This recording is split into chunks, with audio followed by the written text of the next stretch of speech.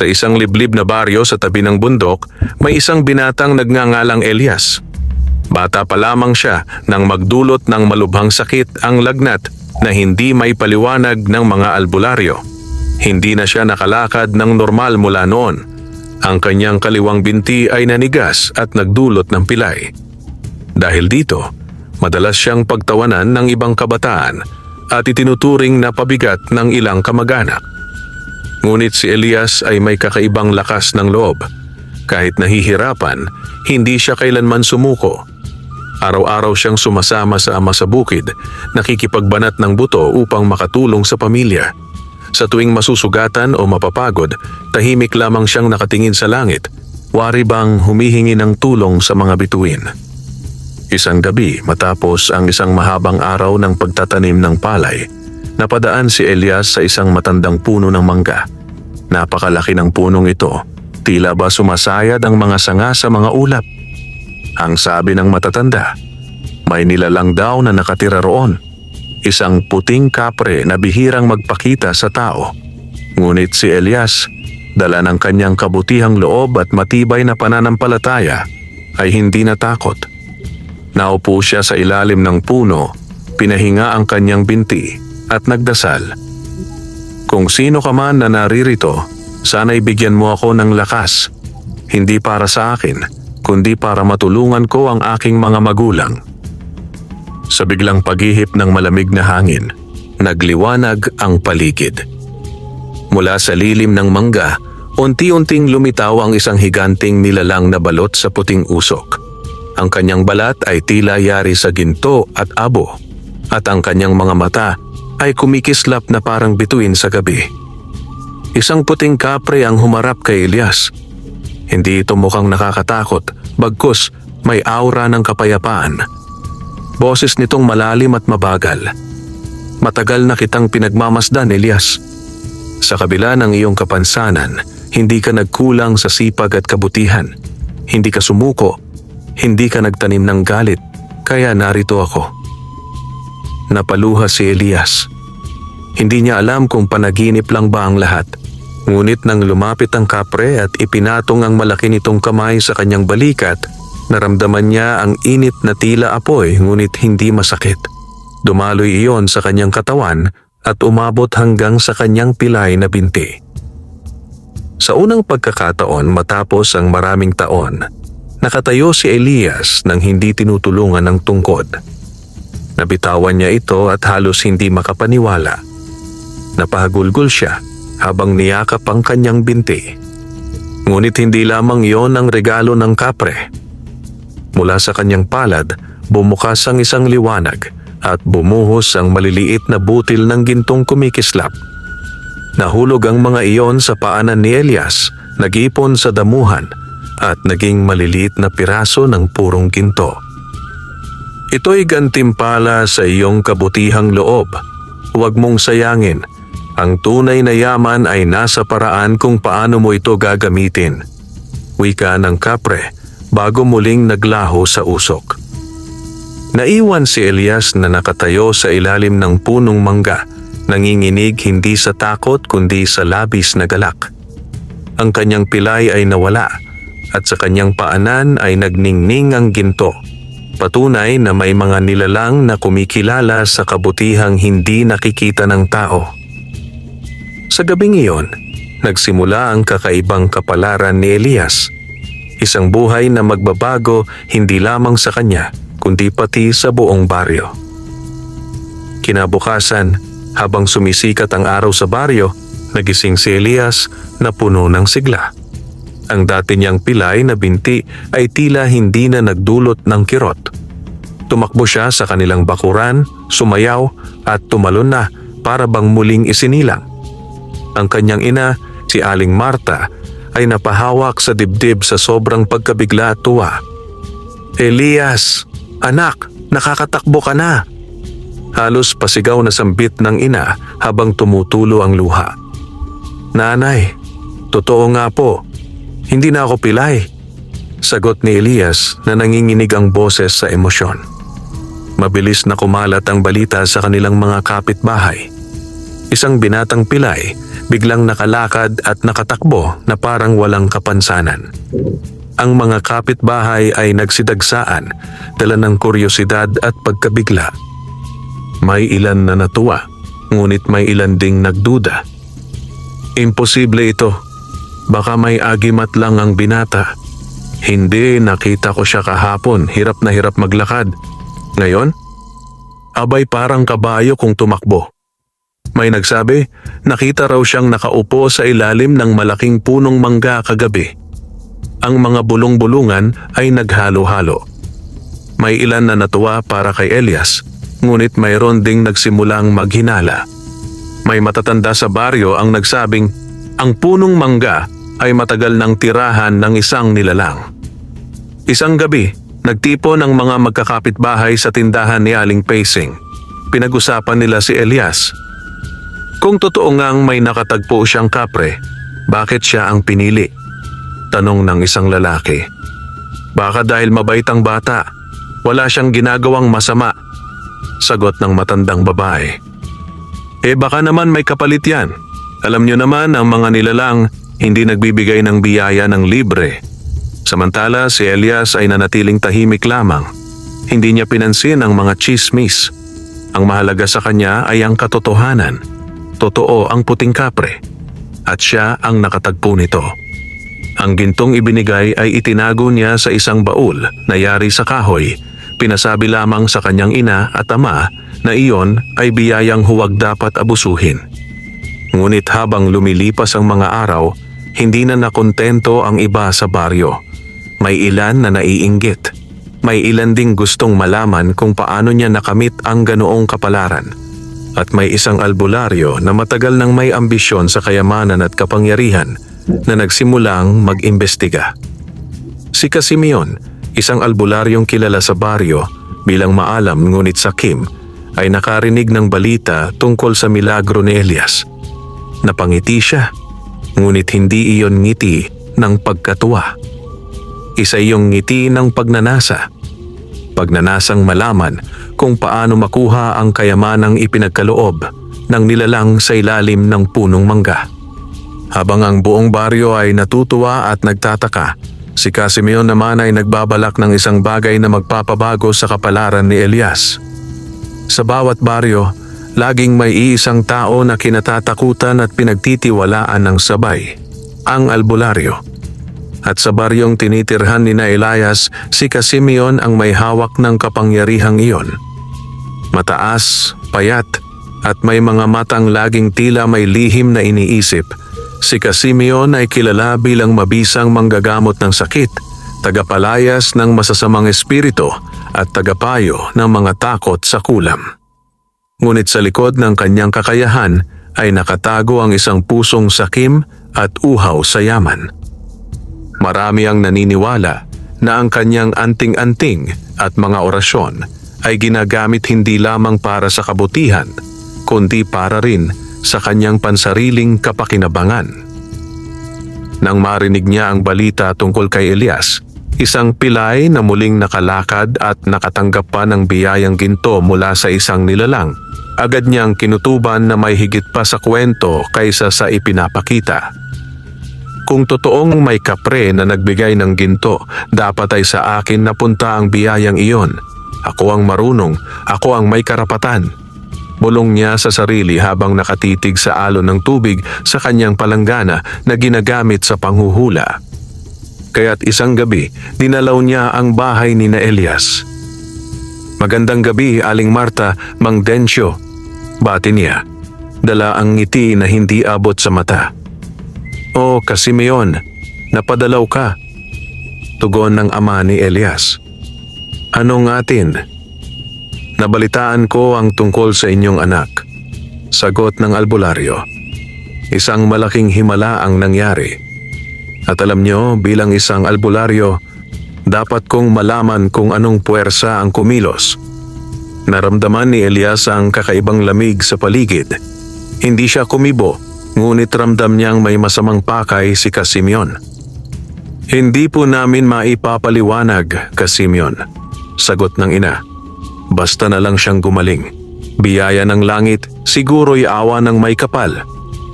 Biyaya, oo. Pero may kapalit. Bulong ng albularyo. Hindi basta-basta nagbibigay ng regalo ang mga nilalang. At kung ginto nga ang natanggap niya, mas mabuting sa akin ninyo ipakita upang aking masuri. Nagtagpo ang mga mata nila Elias at Simeon. Sa titig pa lamang ng albularyo, dama ni Elias ang matinding pagnanasa. Hindi iyon titig ng pag-aalala, kundi ng pagkauhaw sa kapangyarihan at yaman. Pasensya na po, Simeon. Mahinahong tugon ni Elias. Ang ipinagkaloob sa akin ay hindi para sa iba, kundi para sa aking pamilya. Hindi ko maaaring ipakita o ibahagi kanino man sapagkat ito'y tanda ng tiwala ng nilalang na tumulong sa akin. Bahagyang nangilid ang dugo sa pisngi ni Simeon sa sobrang inis, ngunit pinilit niyang ngumiti. Kung gayon, mag-ingat ka, Elias, sapagkat ang mga biyayang galing sa mga hindi tao ay maaaring maging sumpa. Tandaan mo yan. Mariin niyang sabi bago umalis. Ngunit habang palayo siya, ang kanyang isipan ay hindi tumigil sa pag-iisip ng paraan upang makuha ang lihim ni Elias at mapasakamay ang gintong biyaya. At sa dilim ng gabing iyon, nagsimula ang mga pakana ng albularyong sakim, isang banta na maaaring bumaliktad sa kapalarang ipinagkaloob ng puting kapre.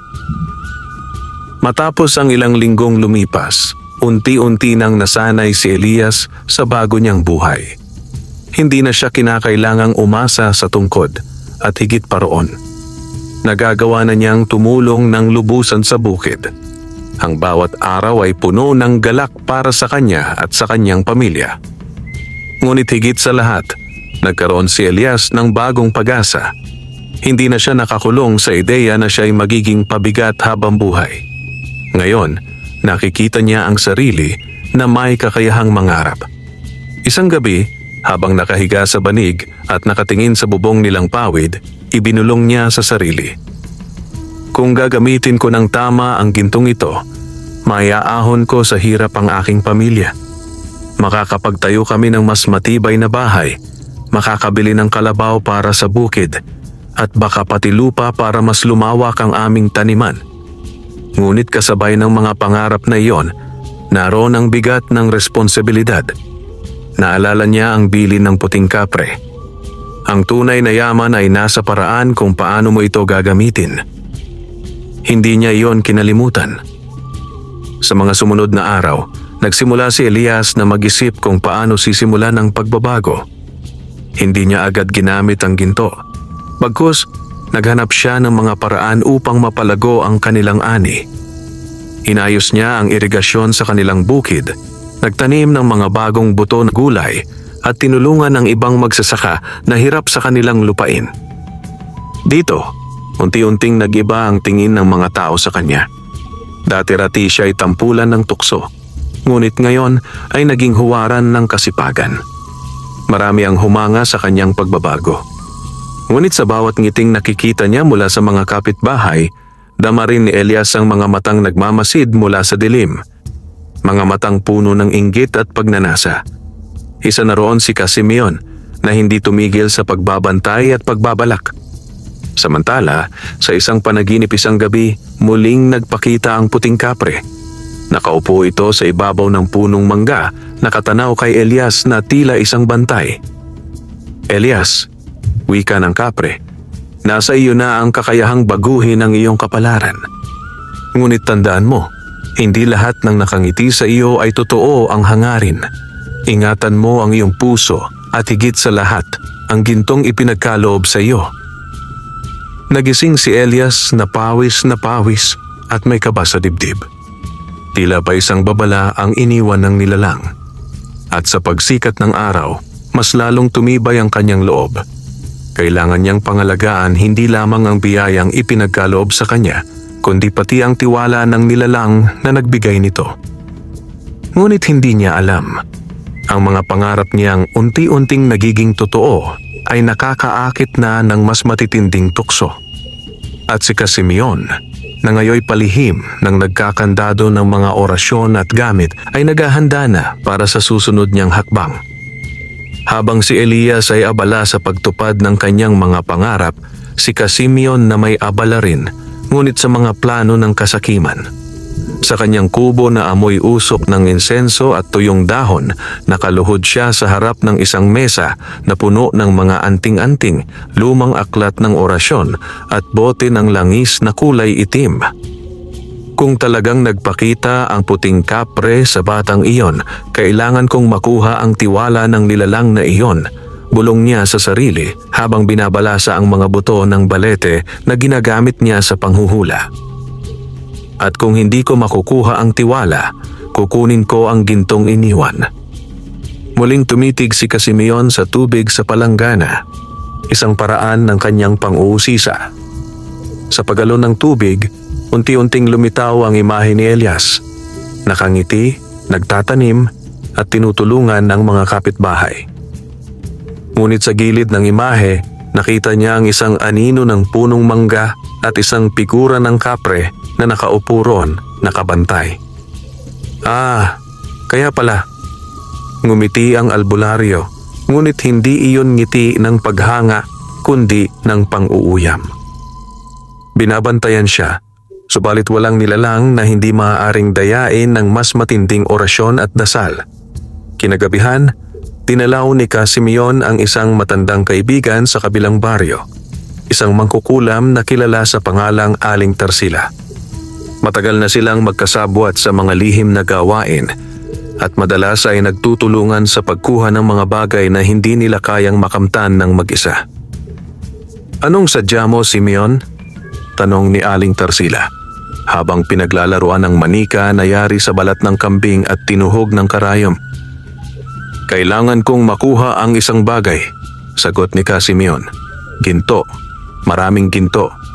Ibinigay ng isang puting kapre sa isang binata. Hindi ko hahayaang siya lamang ang makinabang." Tumawa si Aling Tarsila, isang halakhak na tila alon ng masamang hangin.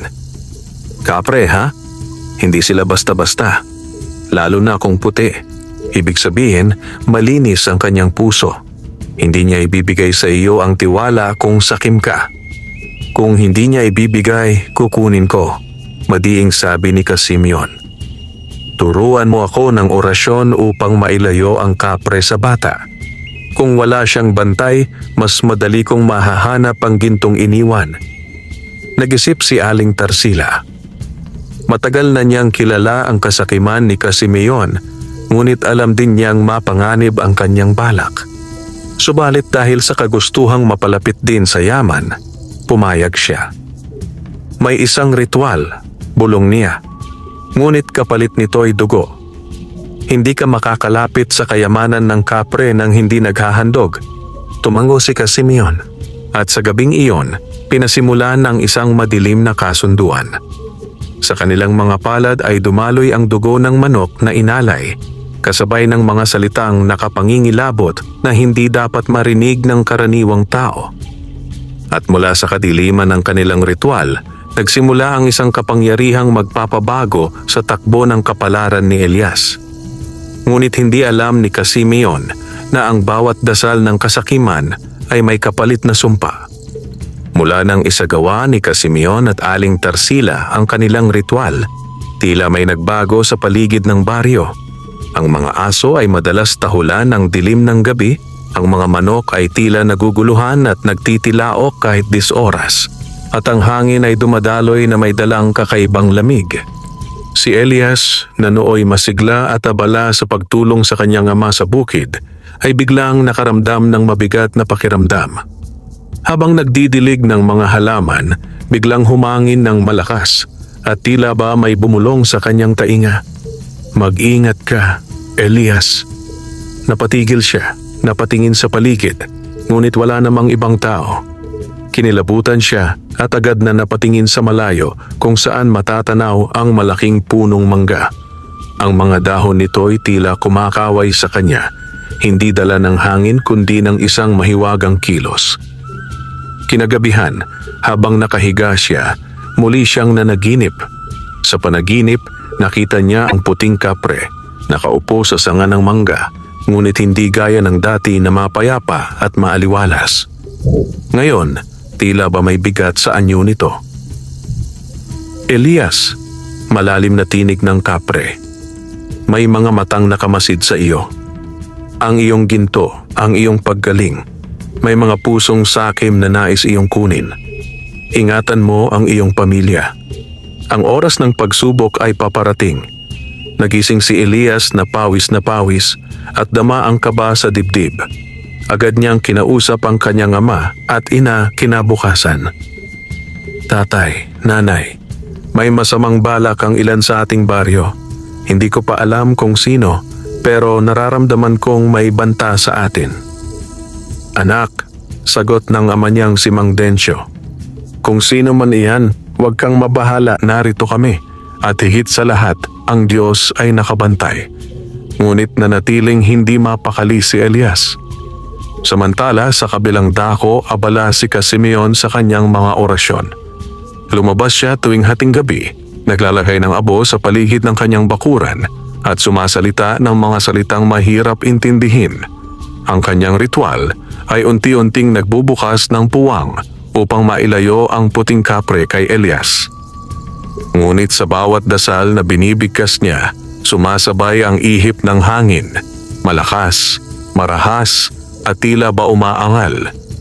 Ang mismong kalikasan ay nagbababala, ngunit hindi iyon iniintindi ng sakim na albularyo. Dumating ang isang gabi na biglang bumuhos ang malakas na ulan, kasabay ng kulog at kidlat. Habang kumukulog, may isang tinig na narinig ng buong pamilya ni na Elias mula sa labas ng kanilang bahay. Ingat ka, batang pinagpala. Hindi lahat ng kaibigan ay totoo.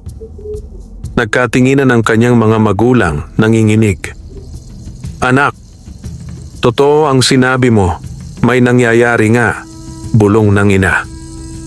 At sa gabing iyon, habang patuloy na bumubuhos ang ulan, alam ni Elias na papalapit na ang unos ng kanyang kapalaran. Dumating ang araw ng pista sa baryo. Isang okasyon na sabik ang lahat. May palaro para sa mga bata, sabungan para sa matatanda, at sayawan sa gabi. Ngunit para kay Elias, ito ang simula ng kanyang unang pagsubok. Mula nang gumaling siya, marami na ang humahanga sa kanyang sipag at kabutihang loob. Ngunit kasabay nito, dumami rin ang naiinggit. At sa gabing iyon, habang nagsasayawan ang mga kabataan sa plaza, biglang nagpakalat ng bulong-bulungan ng ilan. Si Elias, hindi yan tao. Nilalakad niya ang gabi kasama ang mga nilalang. Ang ginto raw niya galing sa maligno. Baka pati tayo madamay. Baka kaya gumaling siya ay dahil may kaluluwa siyang isinakripisyo. Ramdam ni Elias ang bigat ng mga matang nakatingin sa kanya. Hindi lahat ay masama ang tingin, ngunit ang mga bulong ay tila hangin na dumadampi sa bawat tenga. Sa gitna ng saya, dumating si Simeon. Suot ang kanyang itim na barong at may bitbit na baston na may ukit ng mga simbolo. Lumapit siya sa gitna ng pagtitipon at nagwika. Mga kababayan, nararapat lamang tayong mag-ingat. Ang mga himala ay hindi basta dumarating ng walang kapalit. Tanungin natin si Elias, saan nga ba galing ang kayamanang bigla niyang natamo? Tahimik ang lahat. Ang mga mata ay sabay-sabay na tumingin kay Elias. Nanlamig siya ngunit hindi umurong. Hindi ko po hiningi ang biyaya. Hindi ko rin ito ginamit para sa kasamaan. Ang lahat ay regalo sa akin at ginamit ko para sa ikabubuti ng aking pamilya at ng baryo. Kung may magtatanong kung saan galing, ito'y mula sa nilalang na hindi masama, kundi mapagkalinga. Nagumpukan ng mga tao, nagsimulang magtanong-tanong. Ngunit bago pa man tuluyang maniwala ang ilan, itinuro siya ni Simeon at malakas na nagsabi, "Kung totoo ang sinasabi mo, Elias, patunayan mo. Kung ikaw ay tunay na pinagpala, makakaligtas ka sa hamon ng mga espiritu." Sa mismong sandaling iyon, biglang umihip ang malamig na hangin. Napundi ang ilang lampara sa plaza at ang mga bata ay nagsigawan. Ang mga aso sa baryo ay nagtahulan ng sabay-sabay. At sa gitna ng takot, may isang nilalang na tila nilikha mula sa anino ang unti-unting lumitaw sa gilid ng plaza. Isang malaking itim na aso, may pulang mata at kumakalmot sa lupa na parang apoy. Halos lahat ng tao'y nagsitakbuhan, ngunit si Elias ay nanatili kahit nanginginig. Alam niyang ito ang hamon. Hindi lamang mula sa mga espiritu, kundi mula sa kasakiman ni Simeon. Kung tunay kang karapat-dapat, Elias, bulong ng hangin na tila galing sa punong mangga, kaya mong harapin ang unang pagsubok na ito.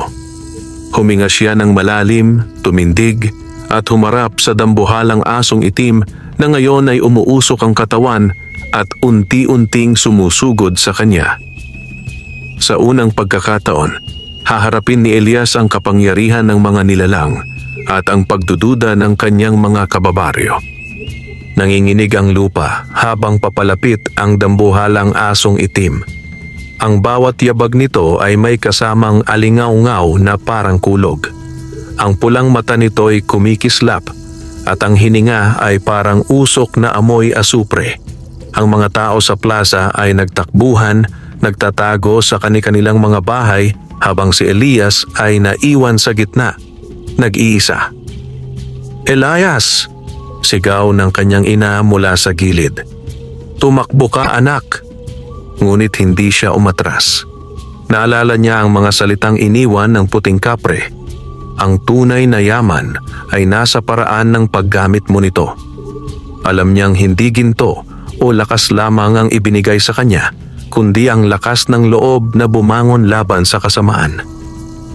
Huminga siya ng malalim, saka isinara ang mga mata. "Kung naririto ka, bantayan mo ako," bulong niya. At sa saglit na iyon, tila may malamig na hangin na dumampi sa kanyang balikat. Sumugod ang asong itim, nakabukas ang bibig na parang apoy ang niluluwa. Bago pa siya maabot, biglang nagliyab ang mga lampara sa paligid ng plaza na kaninay napundi. Ang mga apoy ay sumayaw na tila ba pinoprotektahan si Elias. Kumuha si Elias ng isang piraso ng kahoy na nadapa sa lupa at sa kanyang kamay, nagliwanag ito na parang may apoy na galing sa loob, hindi sa langis o posporo. Itinaas niya ito at buong lakas na isinugod sa halimaw. Nagbangga ng liwanag at dilim, ang kahoy na nagliliyab ng puti laban sa aninong aso. Umalingaw-ngaw ang sigaw ng halimaw at sa bawat hampas ni Elias, tila nababasag ang katawan nito na parang usok na nadudurog. "Hindi ka magtatagumpay." Ang boses na tila nagmumula sa halimaw, ngunit dama ni Elias na iyon ay tinig ni Simeon, nag-uutos mula sa malayo. Isang huling hampas ang ginawa ni Elias, sabay sigaw. "Hindi para sa iyo ang biyayang ito." At sa pagtagpo ng kahoy at anino, sumabog ang liwanag na pumuno sa plaza. Ang halimaw ay nagliyab ng puti at tuluyang naglaho. Iniwan ang amoy ng nasusunog na dahon at abo. Naiwan si Elias, nakaluhod, hingal na hingal. Ang mga tao, isa-isang lumabas mula sa kanilang pinagtataguan. May mga nakatingin na may paghanga, ngunit may ilan ding hindi makapaniwala sa kanilang nakita. Diyos ko, nilabanan niya ang halimaw. Hindi siya ordinaryong tao. Baka nga totoo, pinagpala siya ng nilalang. Ngunit si Simeon na nakamasid mula sa malayo ay hindi natuwa. Sa halip, lalo siyang nagngit-ngit. "Hindi pa dito nagtatapos, Elias. Hindi mo alam ang kapangyarihan ng mga dasal na hawak ko." At habang si Elias ay pinapalibutan ng kanyang mga kababaryo na ngayon ay halo-halong takot at paghanga ang nadarama, alam niyang nagsisimula pa lamang ang mga pagsubok na darating. Matapos ang laban sa plaza, halos buong baryo ang hindi makatulog sa gabing iyon. Ang ilan ay natatakot sa kanilang nakita. Ang iba na may nagtataka kung paano nagawang talunin ni Elias ang halimaw na tila gawa sa dilim. Ngunit para kay Elias, ang bigat sa dibdib ay hindi pa rin nawawala. Alam niyang hindi iyon ang huli. Kinabukasan, nagpunta siya sa ilalim ng punong mangga. Doon siya umupo, pagod at naguguluhan. Bakit ako? Bakit sa akin ibinigay ang lahat ng ito? Bulong niya habang nakatingala sa malalawak na sanga. At sa paghihip ng malamig na hangin, unti-unting nagpakita ang puting kapre. Mas maliwanag ang anyo nito ngayon at ang mga mata ay tila kumikislap na parang sinag ng buwan. Elias, wika nito. Nakita ko ang iyong tapang kagabi. Hindi lahat ng tao'y may lakas ng loob na harapin ang dilim. Yan ang dahilan kung bakit ikaw ang pinili. Ngunit bakit ako ang pinili mo? Marami namang mas malakas, mas matalino kaysa sa akin. Sagot ni Elias. Halos pabulong. Ngumiti ang kapre. Ang boses nito'y malalim, ngunit puno ng kabaitan. Hindi ang lakas o talino ang sukatan ng pagpili, Elias. Ang puso mo, malinis, mapagpakumbaba, at handang mag-alay ng sarili para sa iba. Iyan ang kayamanang higit pa sa ginto. Tumulo ang luha sa pisngi ni Elias. Noon niya lang lubos na naunawaan ang bigat ng kanyang tungkulin. Hindi lamang pala ito tungkol sa sariling kaligtasan o sa pag-ahon ng kanyang pamilya. May mas malaki siyang papel, ang maging tagapagtanggol ng kabutihan laban sa kasakiman at kadiliman. Ngunit bago pa siya muling makapagsalita, muling nagsalita ang kapre. Ngunit mag-ingat ka. Ang albularyong si Simeon ay hindi titigil. Nakipagsanib siya sa mga puwersa ng dilim. Ang unang pagsubok ay simula lamang. Darating ang panahon na ikaw ay susubukin hindi lamang ng lakas, kundi ng iyong puso. Huwag kang bibigay. Kasabay ng mga salitang iyon, ibinaba ng kapre ang kanyang kamay. Mula sa kanyang palad ay lumitaw ang isang maliit na bato. Puti, makinis at kumikislap na parang buwan. Ito ang bato ng liwanag. Hindi ito basta agimat. Ito'y sagisag ng tiwala. Kapag dumilim ang lahat at nawalan ka ng pag-asa, hawakan mo ito at tatawag ito ng liwanag upang ipaalala sa iyo na hindi ka nag-iisa. Maingat na kinuha ni Elias ang bato at inilagay sa kanyang dibdib. Ramdam niya ang init nito na tila ba pumapasok sa kanyang puso. Ngunit bago tuluyang maglaho ang kapre sa ulap, nag-iwan ito ng huling babala. Ang darating na unos ay hindi mo kayang harapin ng nag-iisa. Piliin mong mabuti kung sino ang iyong pagkakatiwalaan, sapagkat hindi lahat ng ngiti ay tunay at hindi lahat ng kasama ay kaalyado. Naiwan si Elias na nag-iisa sa ilalim ng punong mangga, ngunit ngayong hawak niya ang bato ng liwanag, dama niyang may bagong lakas na dumadaloy sa kanya. At sa malayo, sa isang madilim na kubo, si Simeon na may naghahanda ng isa pang ritual. Isang sumpang magpapadala ng higit pang halimaw upang wasakin hindi lamang si Elias, kundi pati ang baryo. Dumating ang gabing pinakamadilim sa baryo. Walang buwan at ang mga bituin ay tinakpan ng makapal na ulap.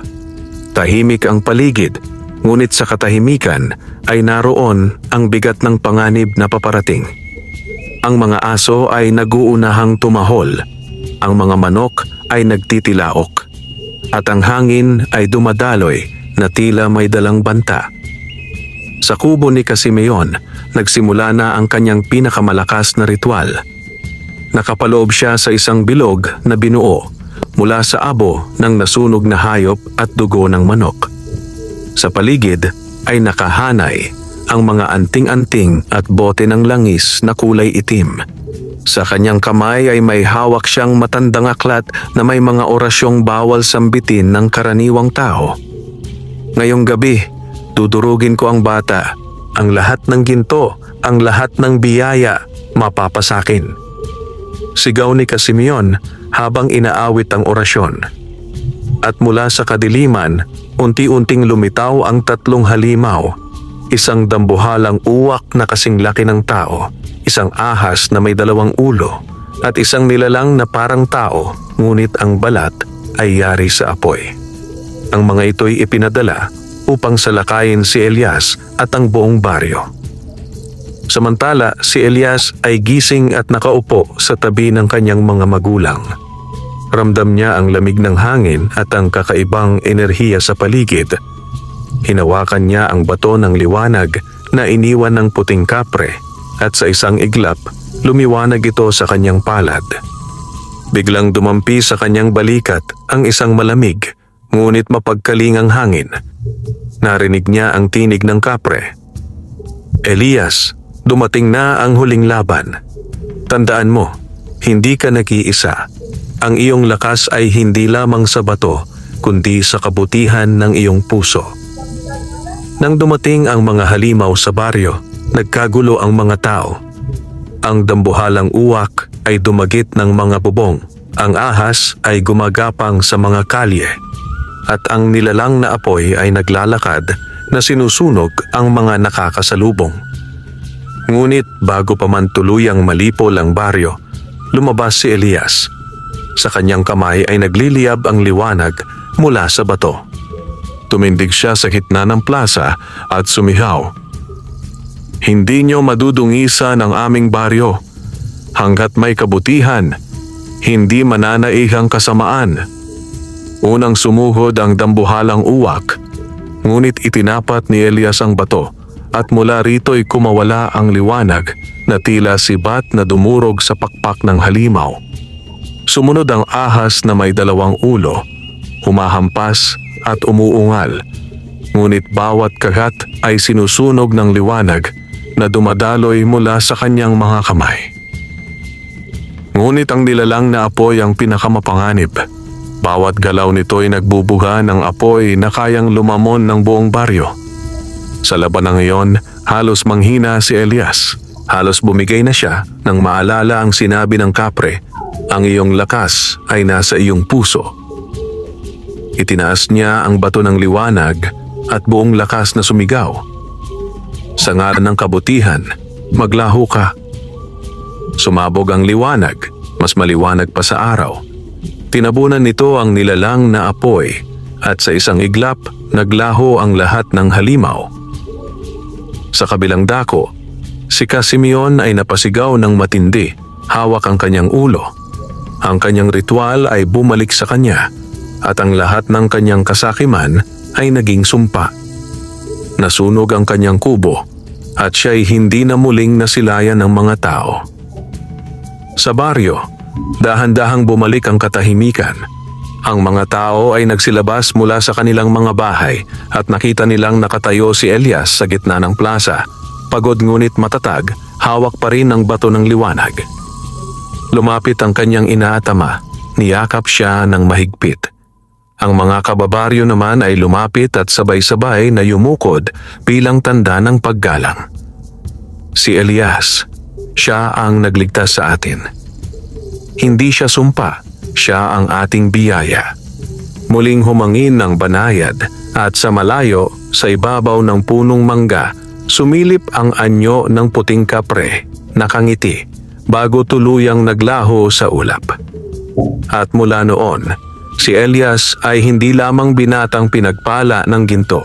Siya ay naging tagapagtanggol ng kabutihan sa kanilang baryo. Isang patunay na ang tunay na yaman ay hindi nasusukat sa ginto, kundi sa pusong marunong mag-alay para sa iba. Lumipas ang maraming taon at ang baryo na minsang binalot ng takot ay naging masagana at payapa. Sa gitna nito, isang malaki at matibay na bahay ang itinayo, hindi upang ipagyabang ang yaman, kundi upang maging tahanan ng sinumang nangangailangan ng tulong. Doon nanirahan si Elias kasama ang kanyang pamilya at naging bukas ang kanilang pintuan para sa mga ulila, mahihirap at mga may sakit. Hindi ginamit ni Elias ang gintong iniwan ng putikapre para sa pansariling luho. Sa halip, itinulong niya ito sa mga magsasaka upang magkaroon sila ng sariling lupang matataniman, sa mga kabataan upang makapag-aral, at sa mga nangangailangan upang hindi na magutom. Ang kanyang kabutihan ay nagugat sa buong baryo at mula roon, naging kilala ito bilang isang lugar ng kasipagan at pagkakaisa. Sa ilalim ng matandang punong mangga, ang saksi ng lahat, madalas umupo si Elias tuwing hapon. Madalas niyang tinititigan ang mga bata habang naglalaro at ngumingiti siya sapagkat alam niyang ligtas na ang kanilang kinabukasan.